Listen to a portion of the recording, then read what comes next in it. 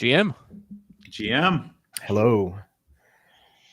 Good to see all you kids, adults, whoever you all are. Just real quick, I wanted to go around and give everyone opportunity to plug something. I'm gonna, in addition to my name, Curve, go check out Curve. Protocol FX technically is not even our sponsor. We just like them so much we're leaving the QR code up. But it's actually, if you're interested in taking this QR code, it is just been put up for auction on the new Leviathan news site. So everyone take a look at auction, where you can grab this for a rapidly increasing price. The Squid price is going a little bit parabolic. So bid now before you lose out. That concludes my plug. I'll take a second to shill Squid where you left off. If you provide any sort of help or anything to Leviathan, you get Squid at the end of the month, like showing up on the show or contributing to headlines or doing anything else. Headline Squid, show Squid, really anything, newsletter Squid. So yeah, come and earn some Squid. Squid price has been doing really well this week, or even this morning. So, and in fact, if you are an LP in the Squid pool, you get eligible for the Yield Nest airdrop. So there is some cool stuff going on there. Very nice. And for my turn, I will shill this brand new incredible logo. Look at us, Leviathan people. We're upgrading our branding. So dope. Swiping the Seahawks colors. Yeah. All right, Alex. I have nothing to shill. But I will use this time to do my standard lawyer disclaimer that I'm a lawyer and I'm not your lawyer, and nothing I say on here is legal advice to you or anybody else. And these days I give as little legal advice as possible, so I'm certainly not doing it on a podcast. Cool. Nice.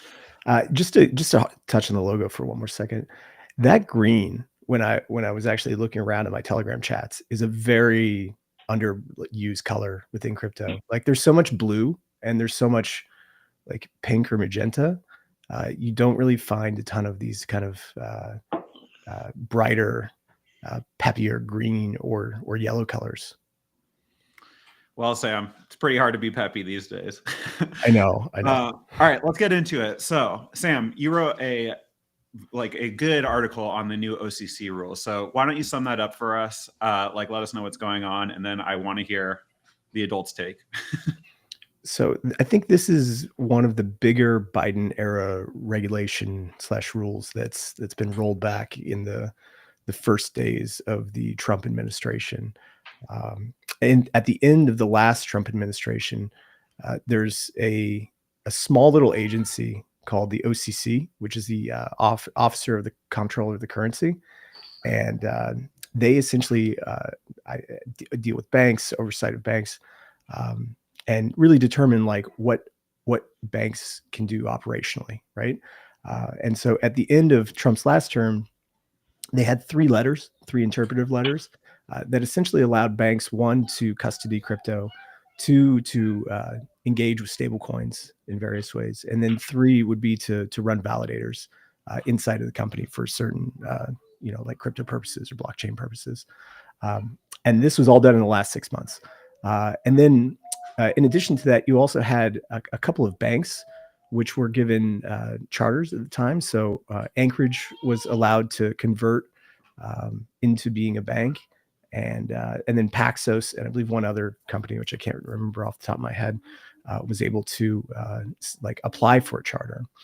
When the Biden administration came in, everything just went on pause. So the new acting or the new comptroller of the currency, Michael Su, he came in and essentially said they were going to review those interpretive letters and essentially rolled back everything that was in there. They essentially made it so for the past 4 years, banks were not able to touch crypto at all. No stable coins, no Bitcoin custody, nothing. Not even running nodes inside of their companies. And the explanation is that this was quite risky. And if you want to do these things, you need to come to us for approval, and we're not going to give approval. Additionally, for the banks or the Anchorage Bank, which I mentioned, they eventually came under investigation from multiple different three-letter agencies. and Paxos's application was allowed to lapse during that time period, just because of the administration not doing anything. So it was quite dire for banks in the last administration.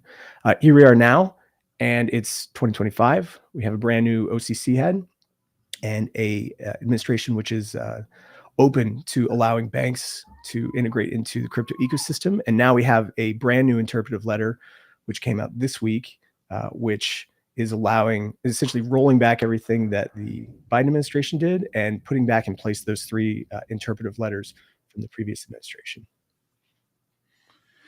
So, Alex, I want to kind of understand how important is it that we're just kind of like cleaning out a lot of the ice from like the last administration or cycle or whatever, versus like proactively creating like affirmative structures that say like this is okay? Like, do you think that it's the impact of like kind of taking like the sort of Damocles out of like the situation and just like, look, we're not really telling you what the rules are, but we are telling you like, come talk to us, is like a pretty big deal? Or, you know, like the real impact is going to be once we get like true affirmative legislation, and like kind of right now these are good signs, but they're not really that impactful.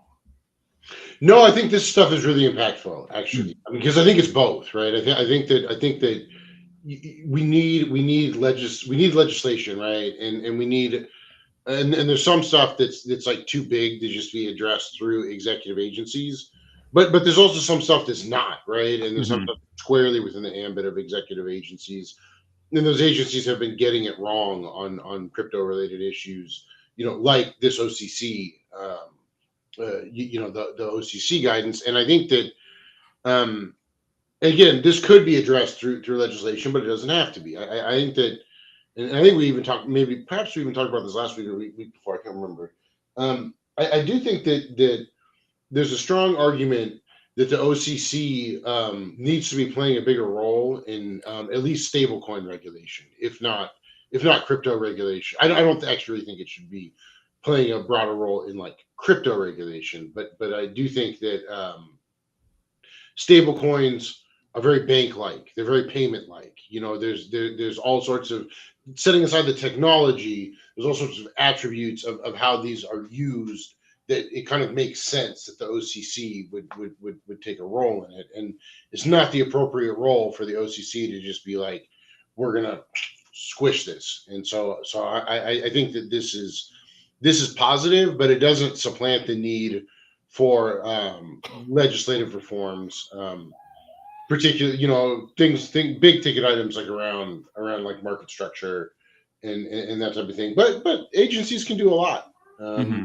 The other danger with relying on agencies too much to do this stuff, you know, is that the pendulum swings back and forth, right? Yeah. That we're not going to have the current political climate forever, and it's much easier to repeal a regulation than it is a law. So well, Alex, would you say that in this case, since this is being done at the beginning of the administration's term instead of the end, that there's a 4-year period now where, say, a JP Morgan or other major bank could go out and really have a material impact on their business, to where if the next administration does want to change this back, they would have to essentially cause hundreds of millions or billions of dollars of impact to the bank's balance sheets or revenues? Yeah, obviously, I think that's a really good point, right? That the more entrenched an administrative rule becomes, the harder it is from a political standpoint to undo it. Yeah. I think the thing that's interesting about this one, like I like your point about the stable coins. You know, most of the issues that we've had over the past 4 years, right? If we go back to the SVB collapse, was that Circle was not able to find good banking partners during that time period. And so they're forced to go out and push their funds into banks, which had a very different risk profile than you would find at one of the major GSIBs or other like top tier banks. and specifically for SVB, like their like liability side, or at least the collateral side, or whichever one was on the bond side, was so affected just by this one trade of not being able to fix their interest rate exposure, that it almost led to the like systemic collapse of USDC in that time period. And that's not great, right? Like a bank should be able to find a safe haven for their dollars, for their treasury bills that they have, and hopefully stem some of the bad outcomes that we saw in the past couple of years. Sam, be careful. If you talk too much like this, you're going to summon Frack Sam to talk about Fed master accounts. Okay, yeah. But this is correct, right? Like FMA is essentially what is needed at the end of the day, because if you need to swap like treasury bills into cash, or you need a loan for over the weekend, right? Because that's what kind of like sent SVB downward, was the weekend collapse. No, I think what we need is the Fed issuing treasury securities on chain. Well, so this is like something I've always like been a little bit confused about, is this like whole concept. Like, I don't understand why our industry is anti CBDC. Like, wouldn't one way to solve this is just like for the Fed to issue dollars on chain that are redeemable for real dollars, and then then you don't need all the stablecoin issuers to have Fed master accounts. You can just pair them with the Fed dollar that's on chain. Like, wouldn't that be a good thing? Yeah, I've lost the plot for years with the whole CBDC debate issue, whatever, because like I don't understand what it is. I don't understand what we're talking about when we're talking about a CBDC, and one of the few areas, possibly the only area that I agree with John Reed Stark, is his sort of criticism of the concept of CBDC. It's just like, okay, we have digital dollars. Like let's think about like what are we really talking about? And I mean, I think that to sort of like read in between the lines on what gets people upset about CBDC, I think it's a surveillance issue, right? It's a surveillance and a censorship issue. So what makes people nervous about CBDC is they, especially people in crypto, is to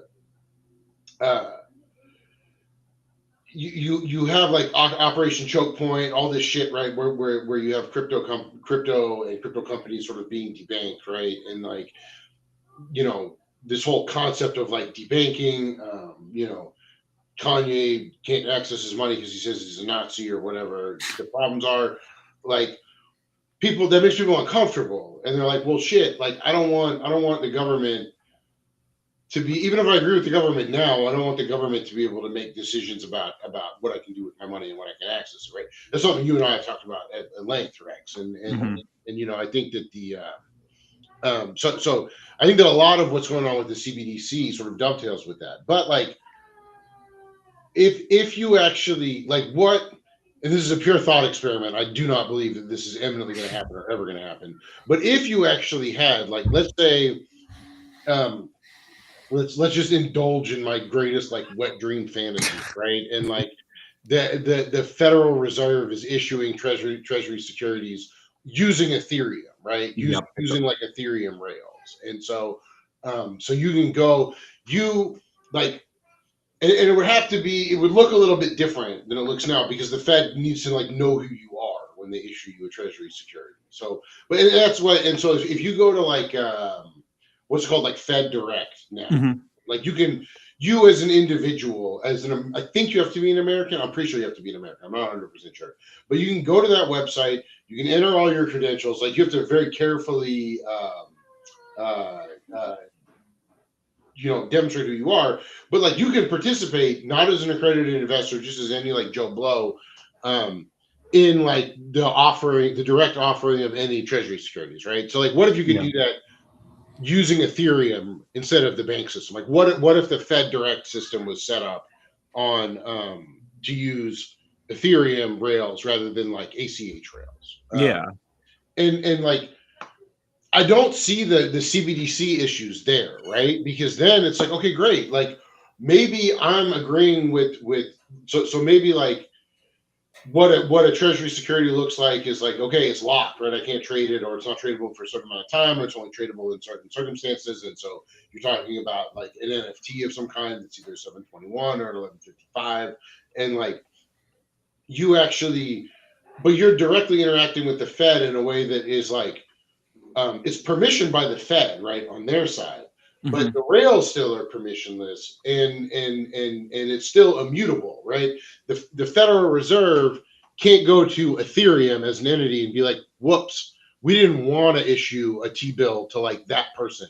Give it back," right? There's finality in that sense, and I really don't see that as being like a big problem, or in fact, I would say that is like better than the way the Fed currently operates, because what all these and we're seeing, we talked about this last week too. We're seeing this huge proliferation of stable coins, right? And like what the reason why stable coins are occupying this like outside role, I think, in crypto right now, is because the Fed itself is so gatekept, right? And exposure, even though exposure to treasury securities is in theory democratized, it's not, right? It's actually like quite complicated to go to Fed Direct and like go by like, and it's hard to do it fractionally, da da da da da. And so like if you actually had so what stablecoins can do, right, is like if I go out and buy one USDC, whether I buy it on chain, if let's say I go get it on chain, right? I can go redeem it with Circle if I tell Circle or Coinbase or whoever, tell them who I am, and then they'll give me $1 for that, right? But like, what's actually happened? What does that USDC symbolize? Well, the USDC, it's a security, really. It's really a security token, and it symbolizes like a claim to $1. But what is backing that dollar? The reason why there's $1 there is because somebody, i.e., Circle, owns a treasury security that's backing that. Yeah. So like, it's an unsecured liability, right? It's from like a legal standpoint, it's more like debt, right? But it's not, and it's really subordinated debt. But like from an economic standpoint, you actually, just like when you have $1, you have exposure to treasuries. When you have one USDC, you have exposure to treasuries as well. That's what's underlying the asset. And but that's really, so just to like bring it back a little bit, the way that I think about money and who issues it, because it could be the government, it could be banks, it could be a private entity like Circle. I always, some just jabroni, like cracks, exactly, writing me dollar liabilities. The way that I think about it at the end of the day is just like who's guaranteeing what, right? If I'm getting like dollars from the government, I know for a fact that every single one of those dollars is guaranteed with the full force and faith of the government. Like if you have a dollar bill, like that is the government like explicitly backs that with its with whatever it needs to ensure that that's a dollar. When you get down to the commercial banking system, it starts to become a little less clear. Like if you're a retail person, you can have up to $250,000 deposited into your account, and that has FDIC insurance. But after that, there's no guarantee about the safety of that money, and because it's a liability on the bank's balance sheet. And then if you go even further to say like a Circle, or say, I don't know, like Frax or somewhere, like there are no guarantees. Like if something happened, I mean, I would need to go in and read Circle's terms and conditions and what they have for insurance. But I don't know if everything went to zero tomorrow, like who's backstopping it and who's providing the value for it? Yeah, look, I am a little bit lost in this conversation. Just like taking a step back, right? Like, well, I think that just to wrap it up, like, so the OCC rule change, I think, is really important, because now we get to have a better version, or at least like a version that has more implicit guarantees than the like variety of different funds and on-chain crypto assets that we have now, right? Like if you want to get exposure to $1, you're using a private company issuing unsecured liabilities at $1, right? And the hope is that they manage their collateral well enough so that when you want to redeem it, it's going to be $1. Yeah. And So- and same goes for like the treasuries, like with Superstate or BlackRock's Buildle or something. But I think once the banks are able to enter, and you see like JP Morgan coin or something else, which is closer to like $1 deposit, which may be regulated or probably is regulated, then it opens up a lot more venues for like commercial trade and other types of like commercial activities to make their way on chain. Yeah. And just So actually, if briefly, I- I just wanted to point out go that the amazing Squid community has been popping off in the chat. So join the 400 some people watching on X and YouTube, and share it to get the numbers up. Jean-Philippe says basically what Alex said about CBDCs, that it's a tool for controlling population and finance. And so did the great DeFi advisor, who is... Okay, but like, this is what I want to address, right? Like, just like, I feel like just because we've attached the word government to a certain type of stable coins, like we immediately are like, that's evil, that's wrong, that's bad. But like, we have no problem with Circle and Tether, right? And like, I don't understand, like, imagine a world where a CBDC is like simply just like Circle has a smart contract in which they issue stable coins. Like, why would we be pushing against the idea of a government having a smart contract on Ethereum where they issue stable coins?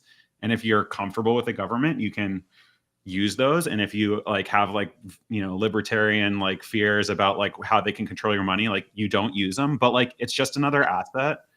And like, I fail to see the downside to having that on a public blockchain, and the upside is incredible, right? Like, it means there's real dollars on chain that are actually backed by the government, and like, I think the problem that people arise, or at least the way that I think about it, is that for like over a century, our money supply has been not centralized, right? It's a very like decentralized hodgepodge of money issuers, and issuing like credit liabilities at various levels. Yeah, but like the more we allow, like you're talking about, like the logical like endpoint of that is wildcat banking, and like look how that turned out. Well, I think some would argue that it was fine, right? Like, yeah, JP Morgan.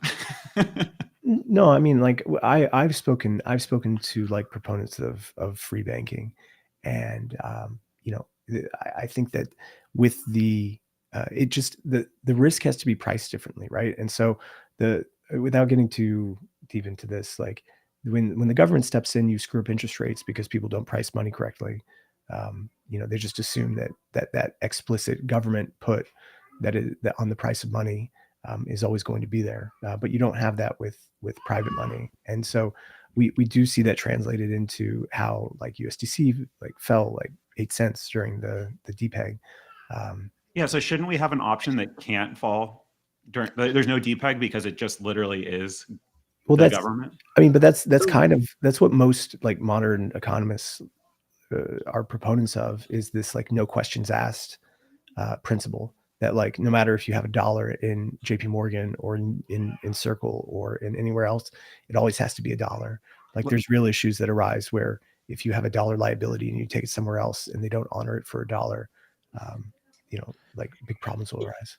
Like, So I do think there's something to be said. Sorry, go ahead. Yeah, just briefly, I do think there's something to be said for the government moving cautiously and allowing its kind of proxies to try innovating, and where the innovations seem to work, then the government can move in.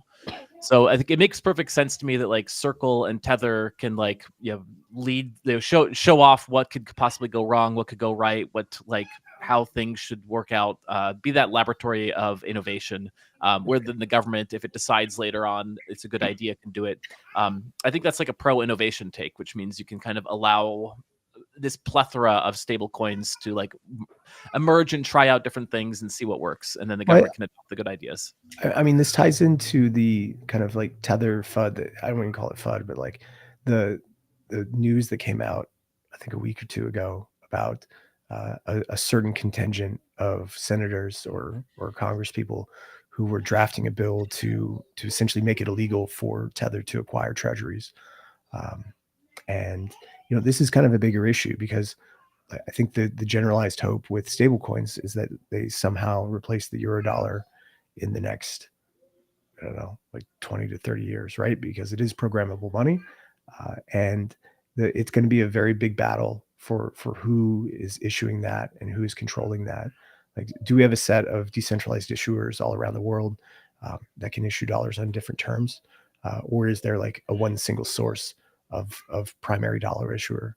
And if you don't use those, then it's essentially either like subpar and has issues around the peg, or it's outright illegal. I mean, Alex, I want to hear what you have to say, but like, what are we talking about? That's the world we live in now. Tether and USDC. If you're not using those, you're subpar. Anyway, No, Alex, what do you have to say? Alex. Well, so I think that part of, like, well, I guess what I'm really trying to get at with the whole like issue around CBDCs is like most of the critiques seem to be actually directed at the payment system itself, right? Not the issuer of dollars. And so if you are what I want to see is like a more sort of as you and I have talked about at length, Rex, like a more credibly neutral like payment system, right? Where it's like everybody can just use it, and the government and everybody in that instance includes governments, right? Like I think it's better to have governments transacting on blockchain than to have them transacting on Swift or ACH, because I think it's better for everybody transacting on blockchain rather than Swift. Yeah. But remember, these are like retail payments. I think that people have the most issue with, especially with CBDCs. Like wholesale CBDCs, I think are probably like a well accepted like type of money, which will be issued and integrated into the US system in the next into 20 years.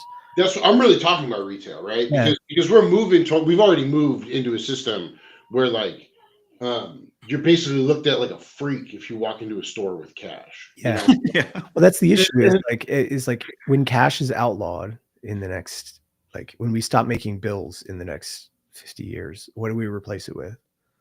Yeah.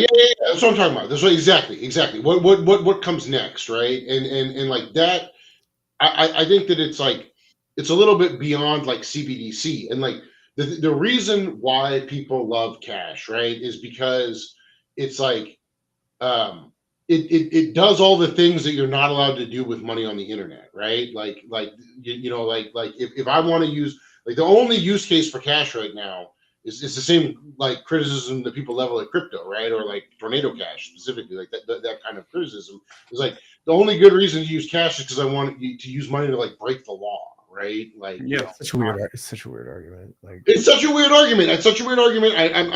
I'm not saying, I'm not like co-signing the argument, but I know, but just, like it's wild. Like you go back like 30 years and you tell somebody that like cash is like quasi outlawed and no one uses it anymore. Like, yeah, but the only people who use cash as criminals. You try telling somebody in the 90s, like, what? Yeah, I'm with you. But I do think that's kind of the argument now, and so the question is like, are we actually as a society going to be able to replace cash with something that is as neutral as cash, right? Something that is like, because cash is effectively a bearer of security.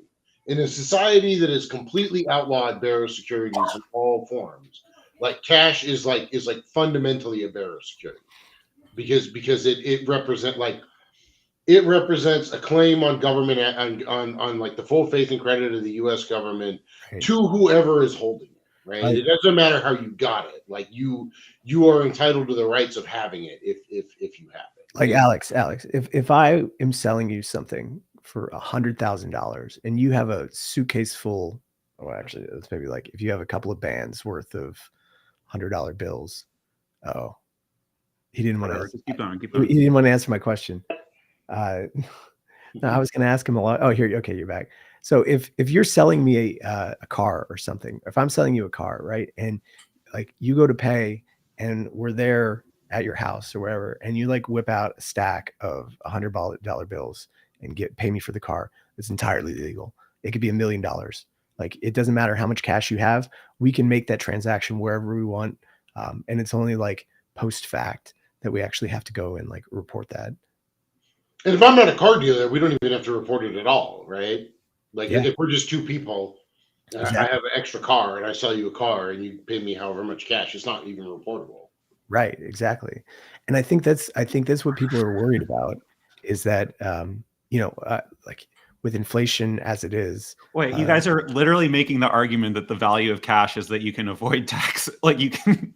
No, but like if you sell a car, like let's say I bought a car for $70,000 and I sell it for $70,000, but I do it in cash. Like there's nothing wrong with that. You don't have to report that transaction. What are you guys? You definitely do. No, you don't. Well, you have to report. I mean, you have to report who the new owner of the car is, but you don't have to. Unless I'm in unless I have a trade or business that I'm receiving more than $10,000 of cash in, I don't have that reporting authority. Yeah, If if my friend just gives me, pays me 20 grand for XYZ thing, and I'm not in the business of selling it. I don't know. Yeah, but like when if you sold me a car, like this is how it works in California, right? Like I need to go to the DMV, report how much I bought the car for, and then pay taxes on that. Yeah. Oh, okay. Yeah. So, but that has to do with the fact that it's a car, not that cash is on one side of the transaction. Let's say you have the rarest Pokemon card in the world, right? And I buy that Pokemon card from you for $250,000 worth of cash, and we just do a cash to card trade. Like that's perfectly legal. You don't have to report that. I mean, you should be reporting the capital gains on that.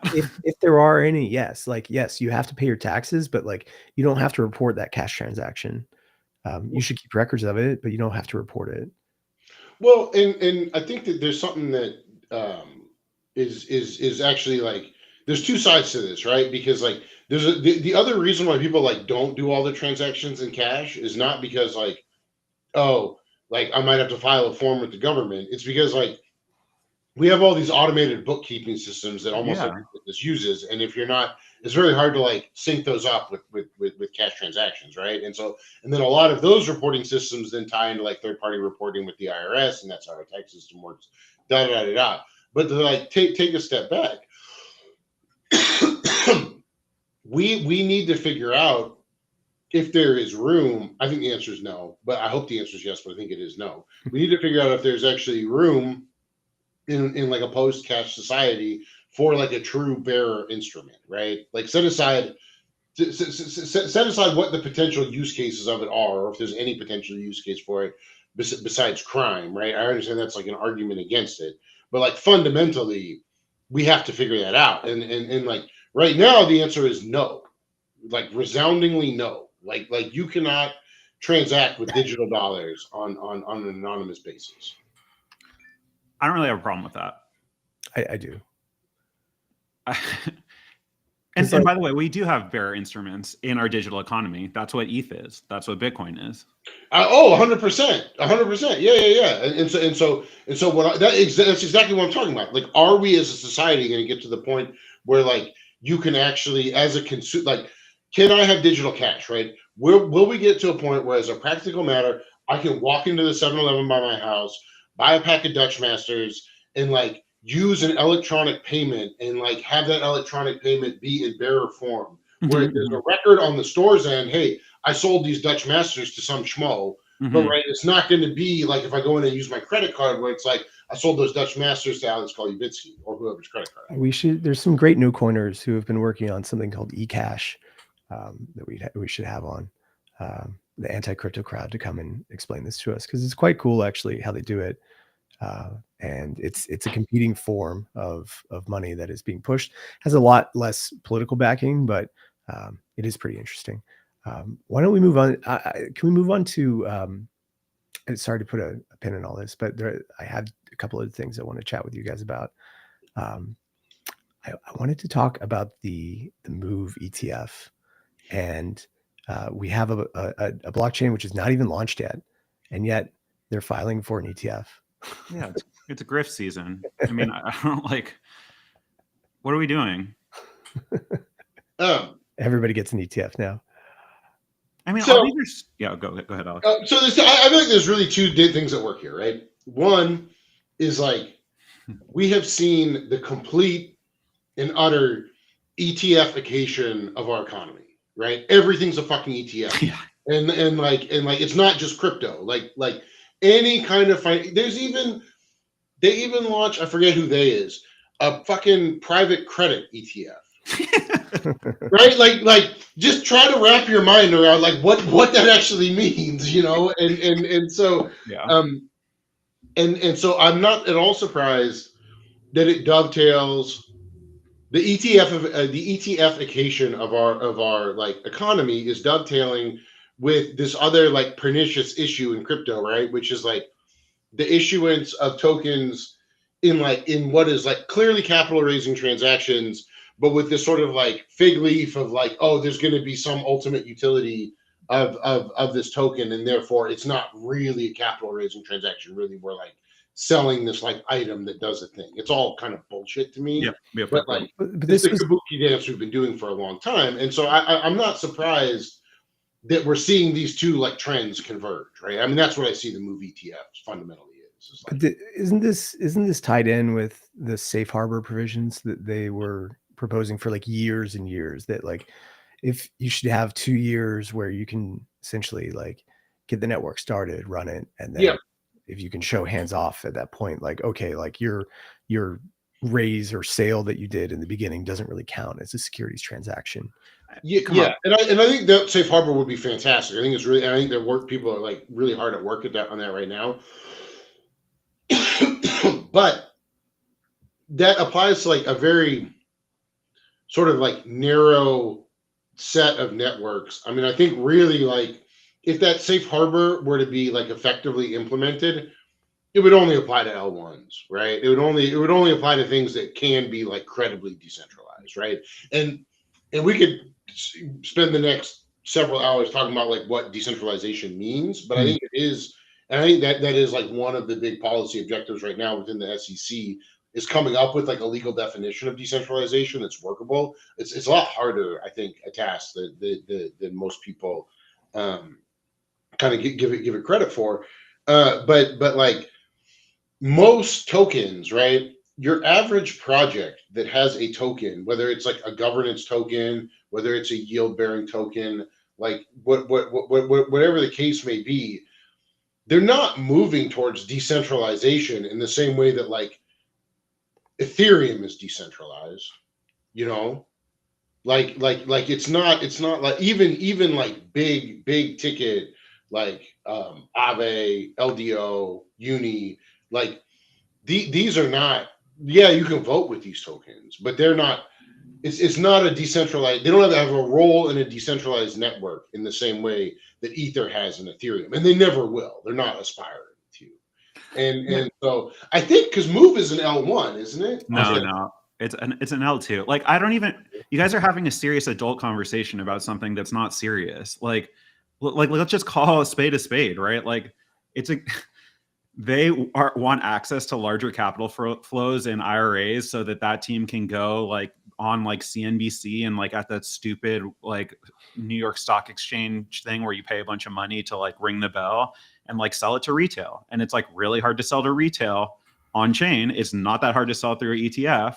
And like you can tell it's a total grift by the fact that is the bigger priority than the actual project. Like, what are we talking about? Well, Rex, what's the difference between an Ethereum ETF, a Solana ETF, and a Move ETF? Okay, Ethereum and Solana exist. I understand, but like, what are you talking about? Okay, but when Move launches, like, shouldn't they have? Maybe the ETF should come after. But why does it have to come after? Why can't it be there on launch day? Launch in tandem. Because again, like it's not even a real asset. Like, well, so your issue with this is that you don't think that retail should be able to invest in Move. No, not at all. I think that like this is what like Gensler was doing, was saying. Like, okay, come on. That first of all, Sam. First of all, Alex, that's not what I said. Second of all, Sam trying to call me Gensler, like whatever. No. I was trying to kind of interrogate it because like, I understand that's not what you said, but I'm curious about like the difference between saying that.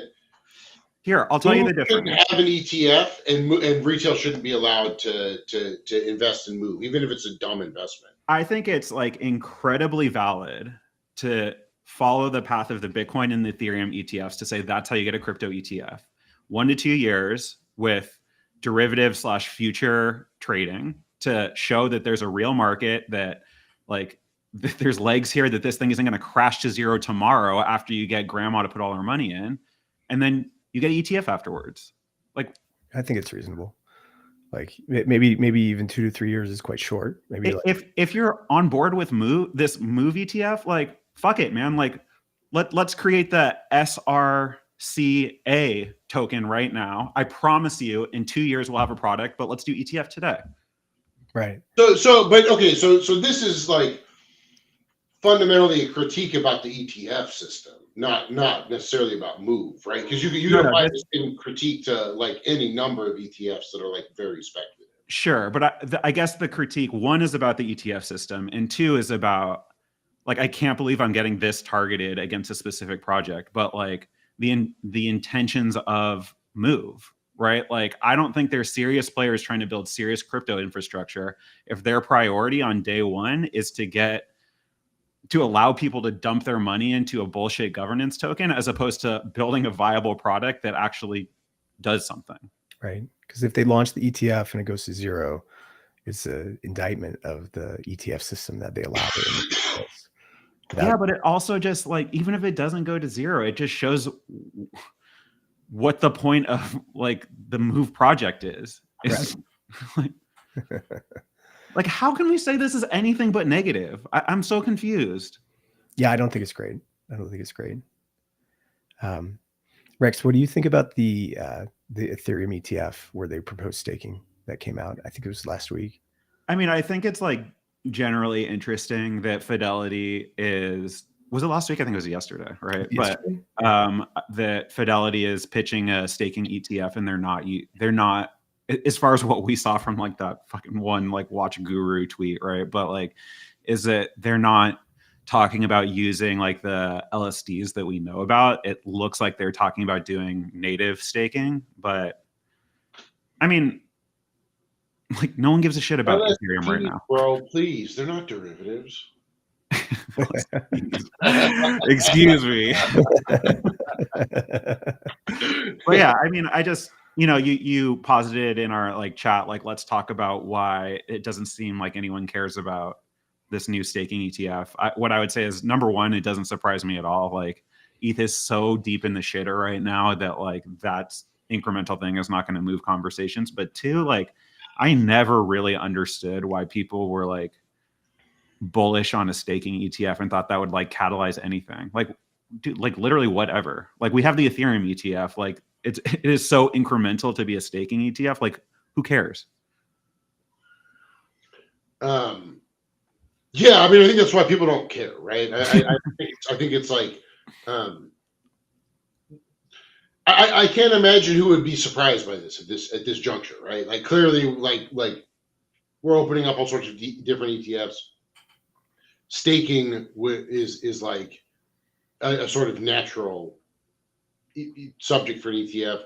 The tax implications of a staking ETF are like very interesting to me, but I'm not going to like bore you guys with that level of minutia.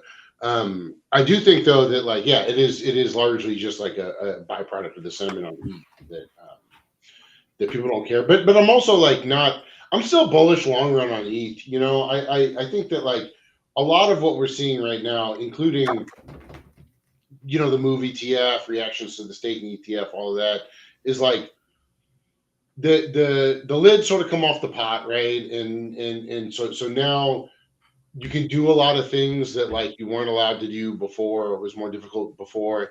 And like, we can all admit that there's just a lot of fucking scammers in crypto, right? So the people who are, inclined to like run scams are having a much easier time because like the lid's off the pot. But like, that also impacts the people who are like really building and actually like coming up with innovative things. And I think it's just, those are like longer tail. And so, yeah, for the next like year or two, the beatings are going to continue, I think. And I think it's going to continue to just be like really ugly in the industry. But like, we will eventually like get to the projects that are actually like using blockchain to do things that cannot be done except on blockchain. Yeah.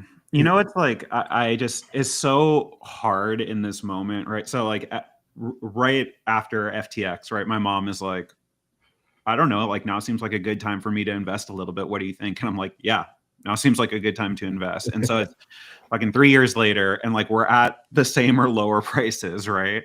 And it is so hard for me to wrap my head around. Like at the same time, we've almost gone backwards after 3 years.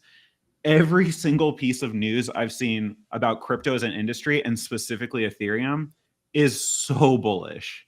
Is like so like governments are getting out of the way. Like legislation is like moving through Congress. Like it is so, like it is just such a weird time. And it's like macro driven and all this stuff. But man, Alex, I'm with you. Like I'm still incredibly bullish Ethereum. Like my wallet hurts, but like my brain doesn't. And I think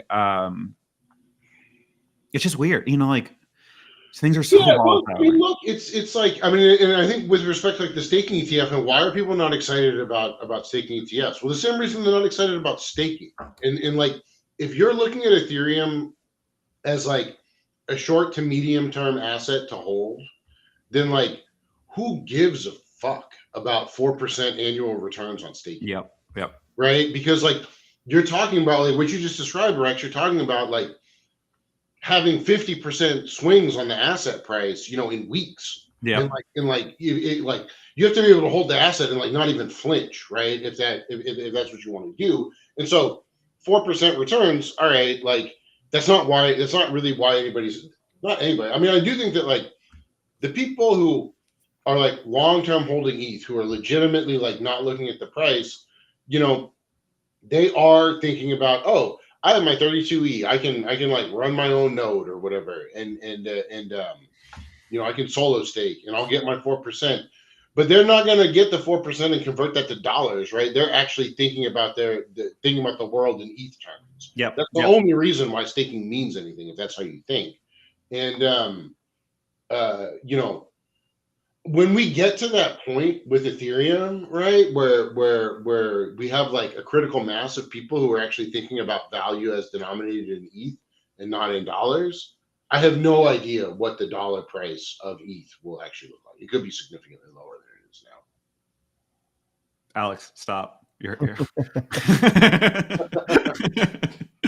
No, man, I agree with you. And I think also, another thing like worth thinking about is like if you're in the Ethereum research circles, like a huge conversation is we need to reduce the staking yield to a minimum viable issuance. And so like maybe another reason that like people aren't particularly bullish on like staking ETFs is like it's not even that attractive at 3%. Like imagine how attractive it's going to be at 0.5%. But that's a real problem. That's like a fundamental problem with Ethereum. Then, like what you're talking about. Wait, it's interesting. What do you mean problem? That like if I mean staking is critical to Ethereum, right? You like the whole concept of Ethereum is that there's an incentive to stake. Yeah. And so if you actually don't have an incentive, because staking is what secures the network, it is what makes Ethereum work. Yeah. And if people don't actually have the incentive to do that intrinsically, then the only reason people will do it will be for like extrinsic purposes, and then whatever those extrinsic purposes are what actually controls the network, and it probably won't be permissionless at that point. I hear you. I think the concept behind like the minimum viable issuance conversation is that like in order for Ethereum to be secure, like we need 10% of ETH stake. We don't need 50%. And if we get to 50%, not only are we overpaying for issuance, like we're leading to a situation where like liquid wrappers are going to end up controlling everything. And so like what we want to do is reduce the yield to like drive down the happy equilibrium to something that makes more sense. Well, and I think that's a totally reasonable conversation, to have and to think about like what is actually like necessary from like a cryptographic standpoint, which is also sort of an economic issue as well to like secure Ethereum. I think the point is that like the goal with minimum viable issuance is not to drop it down to 0.5%. It's to drop the stake down so that when we hit 4% again, it's at a much lower stake. How much should be staked? I mean, that's the magic question, but yeah. I don't know. Barnaby, are you listening? Alex, I wanted to ask about the legal profession as a whole. Fucking dog shit, man. All right, next question. with all these permissive attitudes coming in, you know, the kind of the way of operation for the past couple of years was like, oh, I want to try something new in crypto, and I don't want to ship, right? So I kind of want to get some legal standing here in case I get sued or government comes after me. I'm going to go out and I'm going to get a big law firm, maybe Perkins Coie, which, funny enough, is actually. Hold on, before I get back into my thing, can we talk about Perkins Coie for a second? It's just wild that like one of the largest like crypto focused law firms in the entire space is now like a direct target of the Trump administration. Yeah, that's what happens in fascism. Well, I mean, they pulled their clearances, right, for a variety of reasons. He's retaliating against like somebody who did work against him. I think it was multiple things. What else was it? Well, I mean, it was the whole Russiagate thing, right? So like yeah, exactly. All the research and everything, and all the legal like cases were brought. That's how fascists work. Like why if they abused their clearances back then to obtain information which was either misleading or not entirely true to pursue a case against a elected government official, why should they hold clearances? Because I don't think they did that. But it's not up to them. It's the executive who provides like clearance access. So yeah, dude. I mean, again, I think this is like directly out of the fascist playbook, and we saw this like in many other countries, mostly in the 30s and 40s. But like, this is how it works. They can still practice law.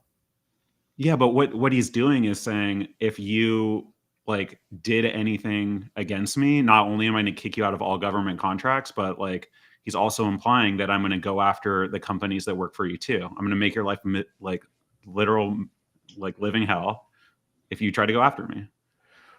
I think there's a bit more nuance there. Okay. But it just I thought it was Perkins Coie. I guess it's Perkins Coie.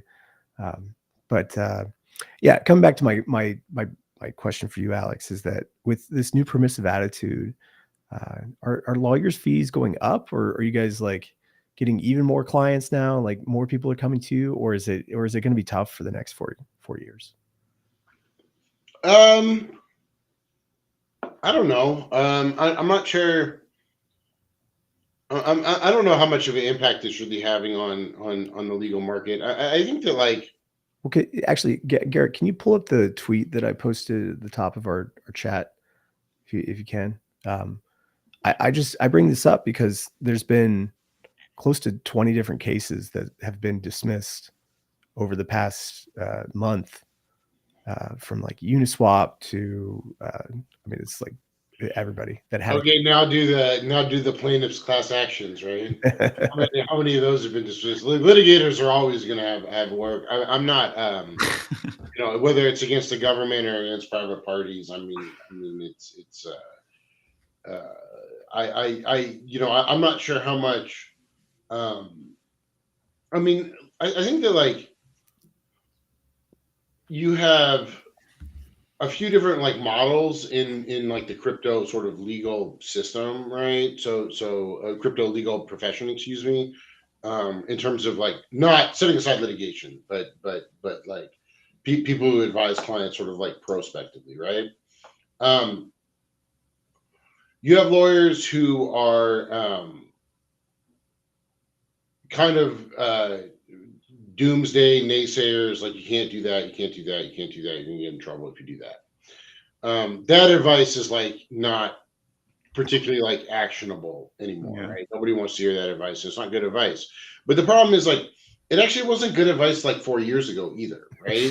Like, you know, you don't like you're not adding value as an attorney if you're just being like, well, you can't do the thing that you want to do. I mean, if like you can add value by saying like, here are the risks, right, of doing what you want to do, and like that type of advice I think is changing.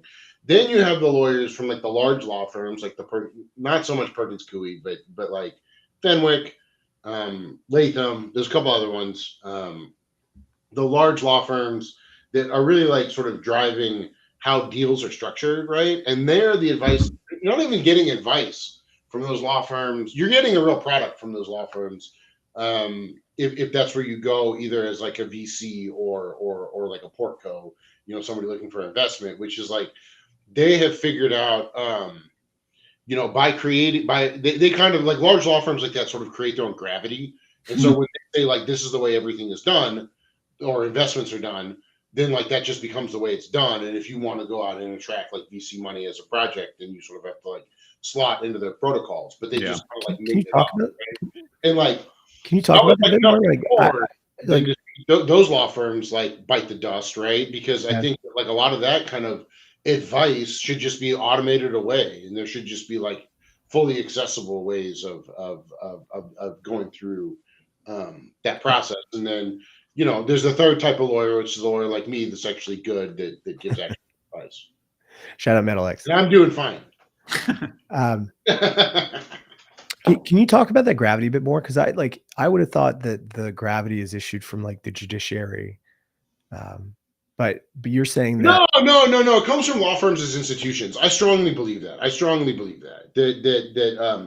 That law firms like just dovetailing. And I don't really want to take one side or the other on like what happened to Perkins Coie, but the fact that what happened to Perkins Coie is shocking is because of the gravity that law firms have as institutions in our society, right? And so there is a huge amount of like, if Fenwick is coming out and saying, this is how it is done, right? To like structure your protocol, then like the fact that Fenwick is saying it gives truth to whatever they are saying, much more so than a person who somebody who like me, right? If I go to somebody, I'm just like one dude or whatever, and I'm like, oh, I think that like this is how you should like raise funds into your protocol. I have to sort of justify that to a client, right? And be like, this is why I'm doing it, in a way that Fenwick really doesn't, because they're Fenwick and they can just be like, this is how we do it. And so what I'm saying is like, if the new paradigm in crypto is like bad for Fenwick, good, because they're not really adding value, right, in my opinion. Why do people go to them then? For that reason, right? Because it's like, because on the other side you have the VCs, and like so much of this stuff is like familiarity and like ease of use, right? So it's like, if I'm participating as a portco in the Fenwick system, that kind of gives me access to the VCs that are participating in the Fenwick system as people who have capital. And so it really is like an access to capital. Right. Okay. Like, you're not stupid to hire Fenwick at all. Got it. Okay. So like you go there because like it's access to capital. And if you're investing alongside somebody else, like you're aligned on everything legal. That's right. Because like, if you fit into the playbook, if you fit into like the Fenwick playbook, then like people know what that is, right? It's like quantifiable. And the thing that is fucking infuriating about that system, right, is like none of it is actually based on anything that like has been battle tested, right? Like Fenwick comes up with it. I'm picking on Fenwick here because they're like the low hanging fruit, but this is a lot of law firms, right? A lot of major law firms. They will come out and say, okay, this is the way everything is done because our really smart lawyers have like theorized that this will like hold up, but it's not really battle tested, right? It's not battle tested in the sense that the government has tried to blow it up or investors have tried to blow it up or whatever, and like courts have had to rule on it. You know, it's not like if I tell you to go like form a corporation in Delaware, right? And that's because like Delaware corporate law is like really battle tested, okay? And it's not like my opinion about what's going to happen to your Delaware corporation. Like most things that could happen in a Delaware corporation have been addressed either in the statute or by the Chancery Court or whatever. And so, you know, it's like very quantifiable in that sense. The advice you're getting from like Fenwick about using your Panamanian foundation for this and your Cayman foundation for that. None of that's battle tested, right? None of that's actually like been put through any sort of rigor outside of like Fenwick's own internal analysis. And like I'm not saying that they're wrong, but I can't say they're right either because we don't know until it's battle tested. I mean, a huge part of this too is like if you follow their playbook, if the government comes after you, like guess who needs to defend it? You know, like there's just like safety in numbers and safety in like, okay, if that's what like the big guy says, like I'm going to do what the big guy says. So when push comes to shove, like he's going to be on my team. Yep, swim in the middle of the school. Yeah, that's been the mantra in crypto for like the last 4, 5, 6 years. You know, and those firms have a revolving door from government as well, too, right? To a greater or lesser degree, but generally, yeah. That's why they're the major institutions, right? Is like there's like a very clear path for people who are who want to go from government into private industry and capitalize on the government experience. It usually goes through a major law firm. Speaking of this, maybe Gerrit, you can pull this up.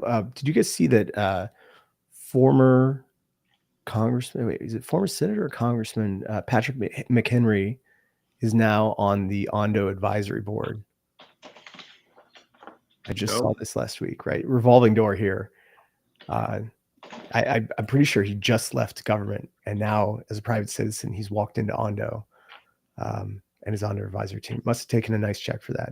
What is that bad? Like, what should we not be happy about that? No, I am. I mean, well, just everybody talks about like the revolving door of from like government to big business, right? Where you like become lobbyists. But this is the opposite. Ondo as a big business is like hilarious. I think Ondo has some bags. They spend a lot of money. I think so too. But hey, guys, unfortunately, we hit the top of the hour, and I got to jump. Peace. So sun's out, guns out. Always good chatting with you guys. Yeah. No, but Sam, they might be big for crypto. Alex, feel free to drop. Thanks, Alex. See you. They might be big for crypto, but they're not big. Like, dude, banks are trillions of dollars. Like, that's the revolving door that no one likes. Like the idea that someone who like, I mean, do we have a problem with Stephen Moore being involved with Frax? I mean, that was like many years ago, right? No, I mean, like, no, I don't think so. I just think the thing that I think people look at with the revolving door stuff is just how quickly it happens. Like if you walk out of the SEC one day and you're like in Fenwick the next, and you're now like working on the same stuff that you're working in the SEC, that I think that could be a little bit questionable. Or it's not even with, I don't even think the problem is with regulators. It's more with elected officials. I mean, honestly, the problem you're actually talking about is with lobbyists, right? Where they work on like a senator's staff, they learn like the senator's thing, like what the senator wants, and then they immediately go to lobbyists and say, okay, I know what Patrick Henry wants. He wants $1 million. Give me the $1 million. I'll get your thing done, right? Right. At the end of the day, like a lawyer in the SEC going to work for a big law firm, it's like, what the fuck else do you want them to do? Yeah, I know, and they have friends that they can like call up and stuff. Yeah, no, I don't think it's an issue. Like more people should go work in the private sector anyway. So, and I also think we should have competent people in the government who have like gained real experience from corporate world. Like, of course, yeah, 100%, yeah. I'm pro revolving door. Yeah, I thought it was really interesting. It's one of the bigger names that I've seen come and join an advisory board recently. I can't remember the last. I mean, the Trumps, right? Trump's in World Liberty. Yeah, but they're not elected officials, right? I know they have the ear of their father. Donald Trump is definitely an elected official. He's directly on the board. No, but like I understand it's his company, but I don't know. I mean, like Trump's business interests are like widely known at this point. It's the senators and congressmen. Especially somebody who like led the Financial Services Committee as well too, right? You know. Yeah, I mean, look, do I think that there's way too much money in politics? For sure. Like we need to undo Citizens United. We need to like publicly fund elections. Like it's a fucking disaster, right? But the idea that competent people in government are coming in helping the private sector and competent people in the private sector are going to government seems like a good thing to me. Like, you don't want just the dregs to be in government, and you don't want like people that in the government, like, No. you want competent people are good. Yes, you should pay them extremely high salaries to be extremely competent. But government workers already make over the average American salary. So They should. Yeah. They should make so much more money. Like, senators and congressmen should make so much more money. yes, Because the reality is that right now, like, they don't make enough. And what that means is that unless you're already rich from a different avenue, like, it's not viable to be a senator. yeah. Oh man, sorry. I'm so I don't think I mentioned, but I had the flu for the past week, and after Denver, it was like the sickest I've been in years. Oh my god. Damn. Well, we're happy you're still with us. Maybe with that, we can give you some time back to rest and recover. Yeah. And so for everybody that's watching at home, can you pull up the Squid chart, actually, Gerrit? Let's take a look at Squid, because Squid has been on the move recently. Let's see. Squid is found on Fractal, which you can bridge over using Axelar's Squid router. Funny enough, Or just frax.com. Or frax.com. But is that all-time high?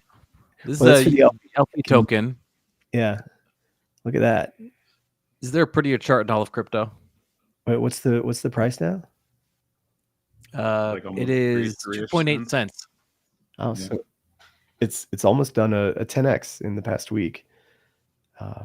It was trading at like about 100,000. We're at about what, 3 million market cap now? Or no, we're not at a million. We're at like $700,000 market cap for Squid.